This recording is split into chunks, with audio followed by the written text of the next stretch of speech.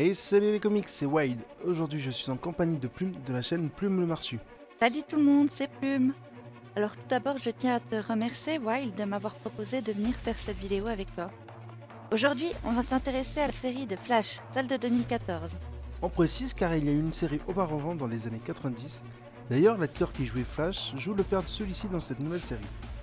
The Flash est une série télévisée américaine créée par Greg Berlanti, Andrew Kersberg et Geoff Johns. La série Flash est en réalité un crossover de la série Arrow, dans lequel le personnage principal n'avait pas encore ses pouvoirs. C'est pour cette raison que les personnages de Arrow apparaissent de temps à autre dans la série. Sous le costume de notre héros principal se cache Barry Allen, un jeune scientifique qui travaille à la police du CCPD.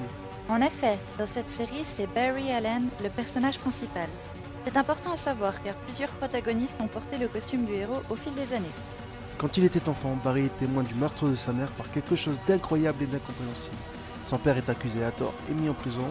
Barry décide de tout faire pour découvrir la vérité sur ce meurtre.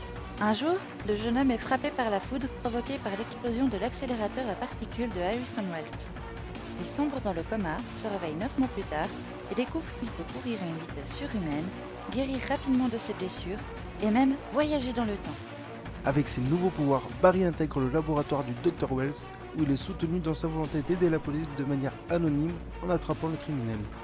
L'explosion du réacteur a donné des pouvoirs à de nombreuses personnes, ces dernières devenant pour la plupart des super méchants, surnommés méta-humains. C'est Cisco, l'un des personnages les plus comiques de la série, qui aura la tâche de lui créer un costume, supportant sa grande rapidité tout en lui garantissant son anonymat. Le pauvre Barry a appris à ses dépens que lorsqu'il utilisait ses pouvoirs, le frottement trop intense du vent mettait le feu à ses vêtements.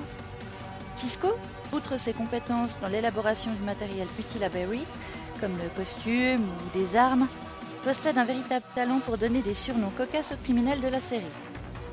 Alors, que dire sur cette série?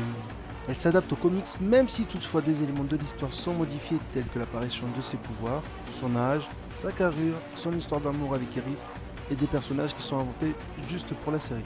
Personnellement, ce que j'adore dans cette série, c'est surtout le personnage de Cisco qui me plaît beaucoup. Il a vraiment le chic pour trouver des surnoms aux méta-humains.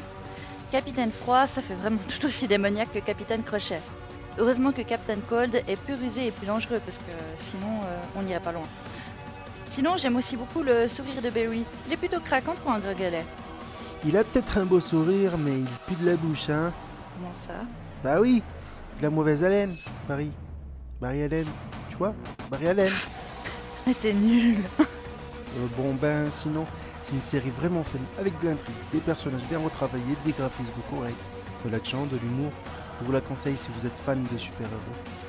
Alors si vous avez aimé la vidéo, n'hésitez pas à nous faire savoir avec un pouce bleu ou par commentaire. Si vous voulez me retrouver pour prier avec moi le dieu Marsupilami, foncez voir ma chaîne dans le lien dans la description. Sur ce, on vous laisse et à plus les fanboys.